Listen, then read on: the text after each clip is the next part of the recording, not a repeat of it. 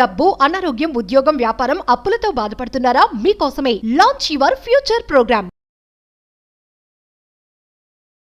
నమస్తే. సామాన్యంగా ఈ కుటుంబ సమస్యలు, ఈ డైవర్స్ కేసులు, ఈ మెయింటెనెన్స్లు తరచుగా మనం మాట్లాడుకుంటే టాపిక్లు అయినా కానీ ఈరోజు ఒక కొత్త కోణం ప్రేక్షకుల దృష్టికి తేవాలని చెప్పని నేను అనుకుంటున్నాను. అంటే unless until we place before the court such problem, law will not be settled.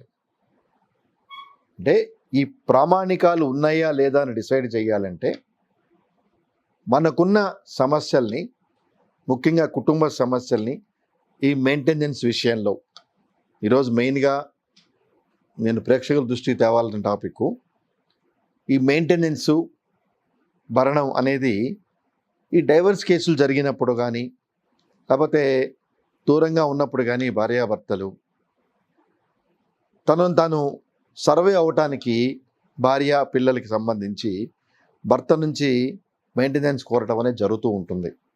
Section 120 CrPC కానివ్వండి, హిందూ మ్యారేజ్ యాక్ట్ కింద కానివ్వండి, డొమెస్టిక్ వైలెన్స్ కింద కానివ్వండి, మెయింటెనెన్స్ కోరుతూ ఉంటారు. సో ఈ అడిగిన రిలీఫ్ని బట్టి మ్యాజిస్ట్రేట్ కోర్టు కానీ, కుటుంబ న్యాయస్థానాలు కానీ ఆ వ్యక్తి యొక్క యాసెట్స్ అండ్ లయబిలిటీస్ పరిగణలో తీసుకొని, అంటే ఈ విషయంలో ఒక ప్రస్తావన అనేది చాలా ఇంపార్టెంట్గా తేవాలి. ఈ మెయింటెనెన్స్ కేసుల్లో కంపల్సరిగా ఇరుపక్షాలు యాసెట్స్ అండ్ లయబిలిటీస్ ఫైల్ చేయాలి అని సుప్రీంకోర్టు మార్గదర్శకాలు వచ్చినాయి వెరీ రీసెంట్గా. మెయింటెనెన్స్ కేసుల్లో భార్యాభర్తలు ఇద్దరు ట్రూ అండ్ ఆనెస్ట్గా వాళ్ళ అసెట్స్ లయబిలిటీసు వేయాలని వస్తుంది. అంటే ఇది ఎందుకు రావటం జరిగిందంటే ఈ మధ్య ఒక కొత్త వరవడి అనేది మొదలైంది. ఏంటంటే నేను చూస్తున్న కేసుల్లో ఈ మెయింటెనెన్స్ ఇవ్వాల్సి వస్తున్నది, భార్య నా దగ్గర నుంచి మెయింటెనెన్స్ అవుతుంది. ముఖ్యంగా ఈ కల్చర్ సాఫ్ట్వేర్ ఉద్యోగుల్లో కనిపిస్తుంది. ఎందుకంటే ఒక లక్షల్లో జీతం ఉంటుంది, భార్య మెయింటెనెన్స్ చేస్తుంది. లేకపోతే భార్య ఎంప్లాయీ అయినా పిల్లలు ఉంటారు, పిల్లల గురించి మెయింటెనెన్స్ చేస్తుంది. సో వీటిని అవాయిడ్ చేయడానికి ఎవరో మళ్ళీ న్యాయ సోదరులే సలహాలు ఇచ్చి ఉండొచ్చేమో నాకు తెలియదు, రిజైన్ చేయటం, అదే కంపెనీలో కన్సల్టెంట్గా పనిచేస్తూ ఓచర్ పేమెంట్ తీసుకోవటం. ఎందుకంటే మోస్ట్ ఆఫ్ ద కంపెనీస్లో పేమెంట్ అనేది త్రూ బ్యాంక్ అకౌంటే జరుగుతుంది, త్రూ బ్యాంక్ ట్రాన్స్ఫర్ జరుగుతుంది. సో వీళ్ళు ఏం చేస్తారంటే, అంటే పెళ్ళి అయినప్పటికీ భర్త ఎక్కడ పనిచేస్తాడు, శాలరీ ఎంతో భార్యకు తెలుసు కాబట్టి చాలా సందర్భాల్లో ఈ భార్య అతని ఎంప్లాయ్మెంట్ డీటెయిల్స్ ఫైల్ చేయడం జరుగుతుంది. మా ఆయన బలాని కంపెనీలో పనిచేస్తాడు, శాలరీ ఇంత వస్తుంది అని. సహజంగా కోర్టుకు కూడా ఆ ఇన్ఫర్మేషను ఇమ్మని అధికారం ఉంటుంది ఆ కంపెనీకి రాసి. బాగా గుర్తుపెట్టుకోండి, court also having power to summon such information from the employer of the husband.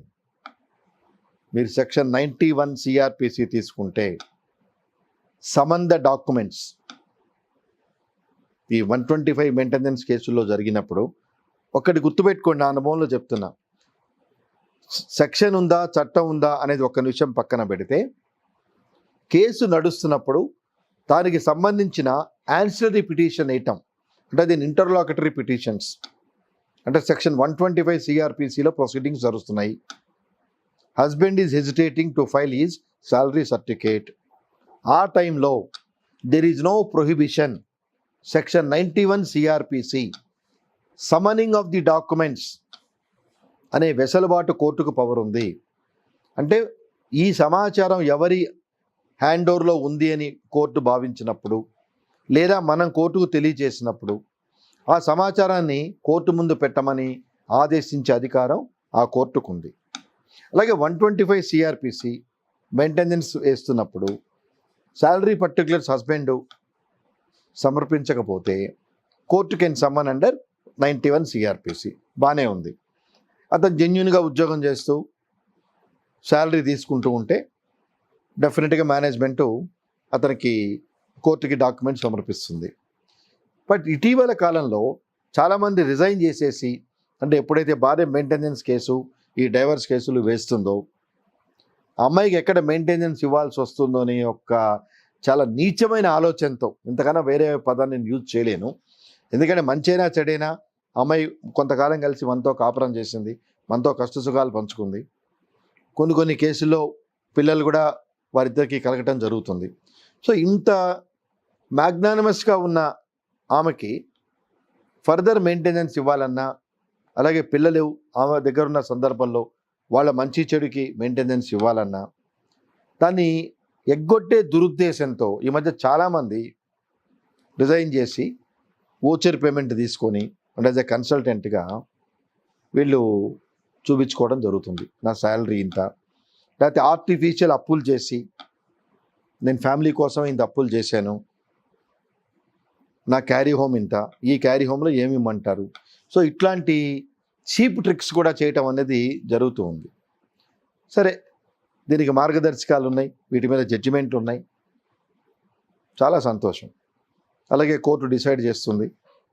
కానీ కోర్టు డిసైడ్ చేసిన అన్ఫార్చునేట్ ఆ ఫలాలు ఈ భార్య పిల్లలకి దక్కవు.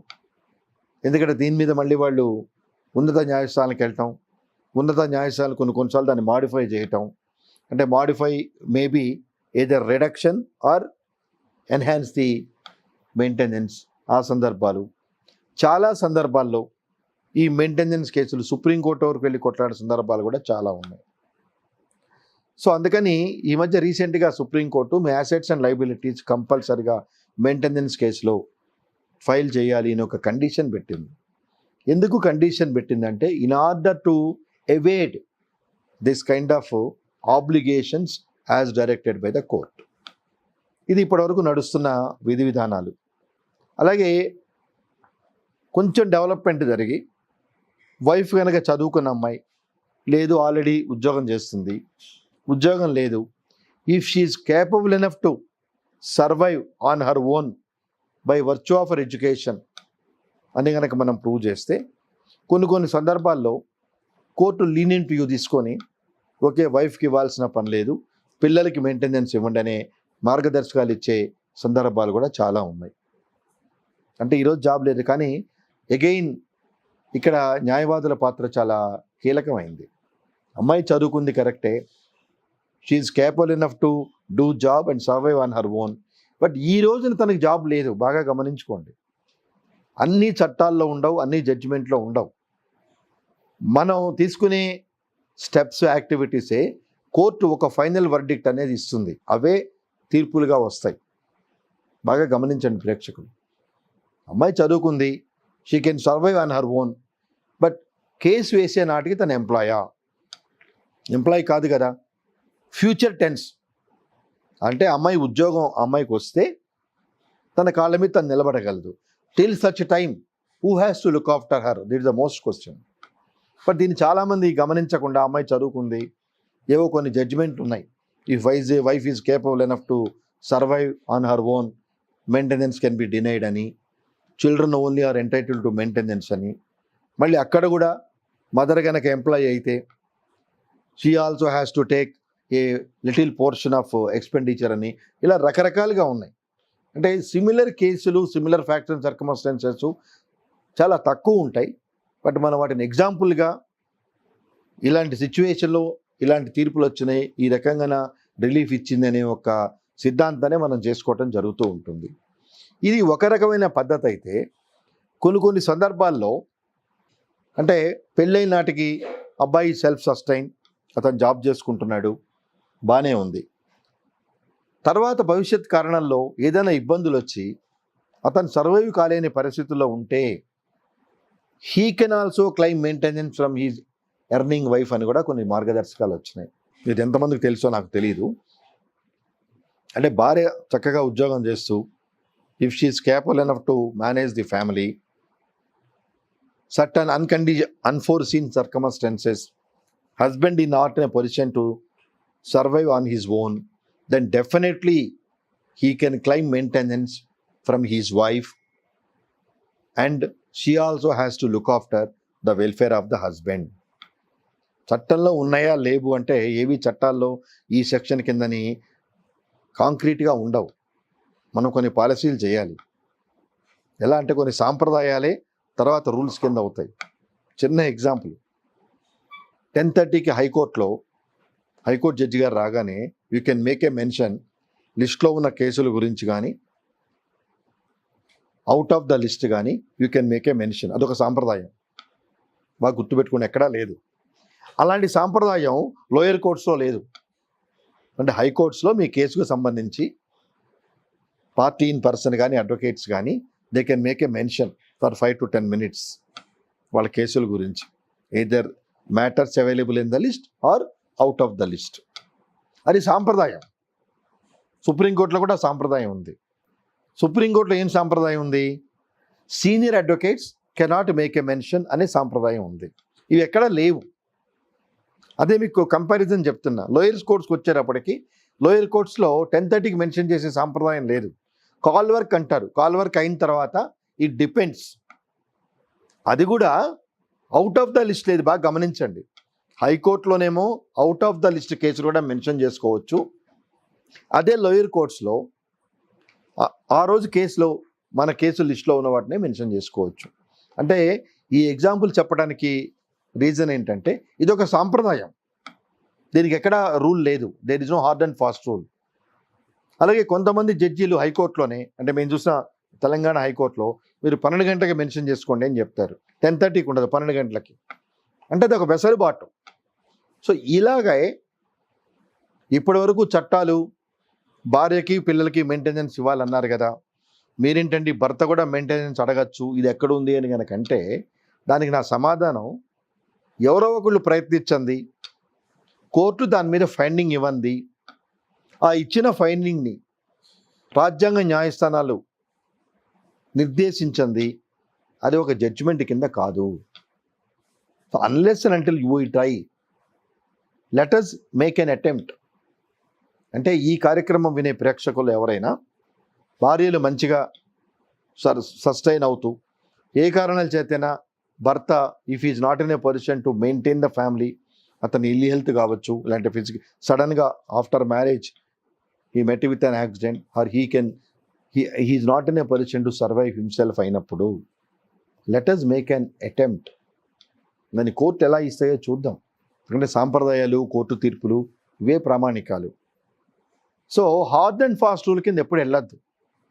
మెయింటెనెన్స్ ఆడవాళ్ళకే ఇవ్వాలి అంటే today even women also become financially so sound, as well as they are also so much educated on par with men. Similarly they are also occupying very good and sensitive and prestigious jobs. అన్ని రంగాల వాళ్ళు జెంట్స్తో సమానంగా ఉన్నారు. So in case of any eventualities facing by the husband, in case of any eventualities facing by the husband, definitely husbands ప్రయత్నం చేయండి, చూద్దాం how it will turn. Unless and until somebody rings the bell, so noise will not come. Already ఉన్నాయి. భార్య financial sustainability ఉన్నప్పుడు భర్త if is not in a position to maintain the family, there are rulings. Husband can claim maintenance from his wife అనే rulings కూడా చాలా ఉన్నాయి. So my endeavour to the viewers, ప్రతి దానిలో ప్లస్ అండ్ మైనస్ ఉంటాయి.